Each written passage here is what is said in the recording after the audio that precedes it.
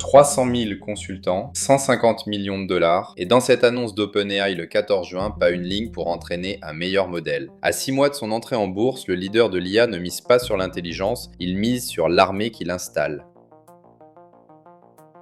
Épisode OpenAI Partner Network, l'avantage, c'est le canal. Chapitre 1, le pari à 150 millions. Le leader de l'IA arrête de vendre un cerveau et commence à recruter des petites mains. Posons l'annonce telle qu'elle est tombée. Le 14 juin 2026, OpenAI lance son Partner Network. 150 millions de dollars engagés et un objectif affiché selon le média EdTech Innovation Hub, former et certifier 300 000 consultants d'ici la fin de l'année. La cohorte de lancement, d'après le site ExplainX, n'a rien d'anodin. Accenture, McKinsey et le reste du gratin du Conseil mondial. Autrement dit, ceux qu'on fait entrer dans une grande entreprise avant de signer le moindre chèque technologique. Le programme s'étage en 3 niveaux, du simple partenaire au cercle le plus intégré, et la montée se mérite. Il faut vendre, prouver sa compétence technique et co-vendre avec OpenAI. Comprenez bien le mot certifié. Il ne s'agit pas d'un diplôme décoratif, mais de transformer un cabinet en force de vente. Le programme met l'accent sur 3 terrains, le code, la cybersécurité, le déploiement d'agents autonomes. Ce choix en dit long parce que ce sont précisément les chantiers où une entreprise dépense le plus et reste accrochée le plus longtemps. OpenAI ne vise pas le gadget, il vise les processus qui coûtent cher et qu'on ne change pas tous les ans. Mais le détail des paliers n'est pas l'histoire. L'histoire, c'est ce qu'un analyste de Tech Times a résumé d'une formule qui claque. Le pari à 150 millions que l'implémentation bat la puissance du modèle. Relisez cette phrase parce qu'elle renverse 3 ans de discours. Pendant 3 ans, on nous a juré que la course se gagnait au modèle. Le plus gros, le plus malin, le mieux aligné. Et voilà le numéro 1 mondial qui dépense, non pas pour un cerveau supérieur, mais pour une couche humaine. Des gens formés à brancher ChatGPT sur les rouages d'une banque, d'un assureur, d'un hôpital. Pourquoi maintenant ? Parce qu'OpenAI est en période de silence avant son entrée en bourse, visée pour la fin 2026 autour de 850 milliards de dollars de valorisation, d'après la presse spécialisée. Et quand on prépare une introduction de cette taille, il faut montrer aux investisseurs autre chose qu'un modèle que le voisin rattrape en quelques semaines. Il faut montrer un fossé, quelque chose qui ne se copie pas en un week-end.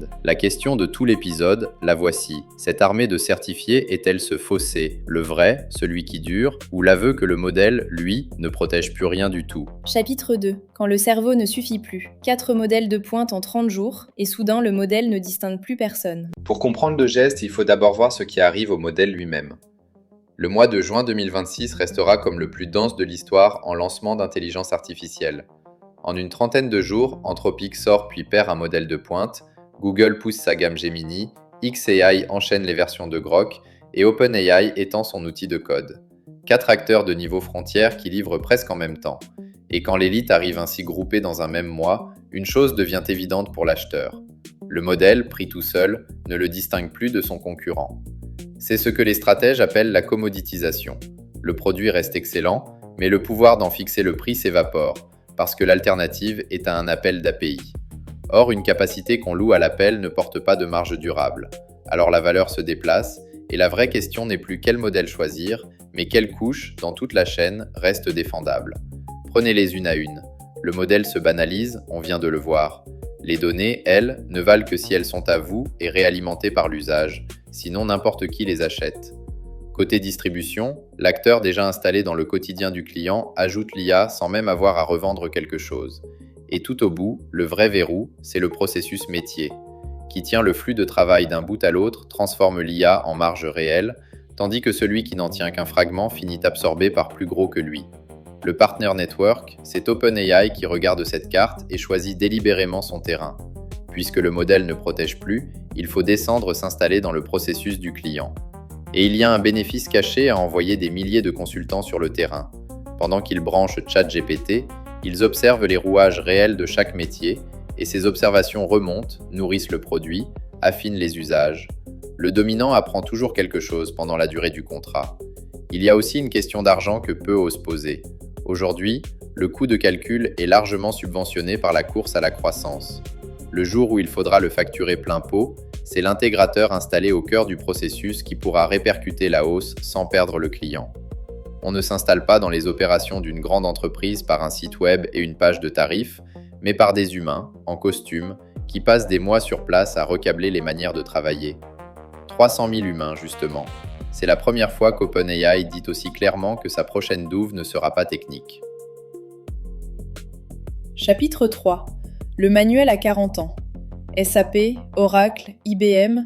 La couche qui rend captif n'a jamais été le produit. Ce manuel-là, l'industrie du logiciel l'a écrit il y a 40 ans. Demandez-vous pourquoi une grande entreprise reste fidèle à SAP ou à Oracle pendant 20 ans, alors que tout le monde, en interne, s'en plaint. Ce n'est pas parce que le logiciel serait imbattable, c'est parce qu'autour de lui s'est bâtie une armée de consultants certifiés. Des cabinets entiers dont le métier, la facturation et les carrières reposent sur la maîtrise de cet outil précis. Une fois que des milliers d'intégrateurs vivent de votre produit, vous cessez d'être un fournisseur. Vous devenez un écosystème. Et un écosystème, ça ne se remplace pas, ça se subit. IBM l'avait compris avant tout le monde. Au creux des années 1990, l'entreprise se meurt sur le matériel. Et c'est son patron Lou Gerstner qui la sauve en la faisant pivoter vers les services, le conseil et l'accompagnement dans la durée. Le matériel rapportait peu et se copiait du jour au lendemain. La relation d'implémentation, elle, s'étalait sur des décennies et ne se copiait pas. De cette bascule est né ce qu'on appelle le complexe du conseil. Ces géants comme Accenture ou les grands cabinets d'audit qui ne vous vendent pas une technologie, mais le fait de l'installer chez vous. Et le procédé n'a jamais cessé de tourner. Amazon a bâti tout un réseau de partenaires certifiés autour de son nuage. Salesforce a fait de même autour de son logiciel commercial, au point que des cabinets entiers ne vivent que de ça. Intel, lui, payait jadis les fabricants pour coller son logo sur leurs machines. À chaque fois, le client croit choisir librement, alors qu'on a discrètement aligné les intérêts de tous ses conseillers sur une seule marque. Et voici le mécanisme caché, celui qu'OpenAI achète vraiment. Quand un cabinet a formé 300 consultants à ChatGPT, il a tout intérêt à le recommander à son prochain client. Pas par malhonnêteté, mais par simple amortissement de l'investissement qu'il vient de faire.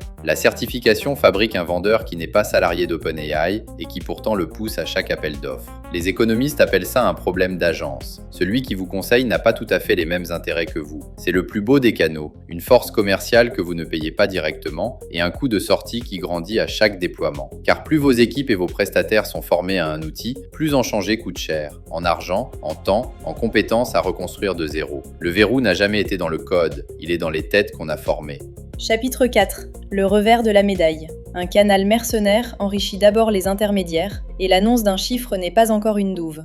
Maintenant, retournons l'objection, parce que ce fossé a deux failles sérieuses. La première, c'est la question de savoir à qui revient la marge. Quand vous passez par Accenture ou McKinsey pour déployer l'intelligence artificielle, l'essentiel de la valeur reste chez l'intermédiaire, pas chez OpenAI. Prenez un déploiement type, le cabinet facture des centaines de jours hommes à plusieurs milliers d'euros pièce. OpenAI, au bout de la chaîne, n'encaisse que des jetons d'API à quelques centimes. Devinez qui repart avec la relation et qui repart avec la commodité. On peut très bien bâtir un canal immense et n'en capter au final qu'une part modeste. Pire, le distributeur qui possède la relation client peut un jour renégocier ou changer de crèmerie. Car un cabinet de conseil est mercenaire par nature. Il a formé ses gens à OpenAI cette année, il les formera à un concurrent l'an prochain si le client le réclame et il facturera la migration au passage. Ce concurrent existe déjà. Anthropic a lancé son propre réseau de partenaires début juin, Google tient le sien depuis des années. La guerre du canal ne fait que s'ouvrir et une fidélité qui s'achète est une fidélité qui se reprend. Deuxième faille, plus gênante encore, le chiffre lui-même. Le site ExplainX le souligne sans détour, 300 000, c'est un objectif, pas un décompte. Et les 150 millions, un engagement annoncé, pas une dépense auditée. Une annonce qui tombe juste avant une entrée en bourse a toujours une fonction de récit. Elle raconte aux investisseurs un fossé avant même qu'il existe. Le vrai test ne sera pas le communiqué de juin, ce sera le nombre de consultants réellement actifs dans 18 mois et surtout la part de la valeur qu'OpenAI aura su garder pour elle plutôt que de l'abandonner au cabinet. À ce stade, on tient une intention industrielle sérieuse, cohérente, bien jouée, mais pas encore une douve refermée. Et la différence entre les deux, c'est tout ce qui se passe après le communiqué, loin des projecteurs. Chapitre 5. La grille de l'acheteur. Avant de signer, vérifiez qu'on ne reconstruit pas la dépendance que le cloud devait finir. Alors si vous dirigez les systèmes d'information ou les achats d'un grand groupe, qu'est-ce que vous faites de tout ça très concrètement? D'abord, vous reconnaissez le piège, parce que vous l'avez déjà vu de vos yeux. Le cloud devait vous affranchir de la dépendance à un éditeur unique, celle de l'époque SAP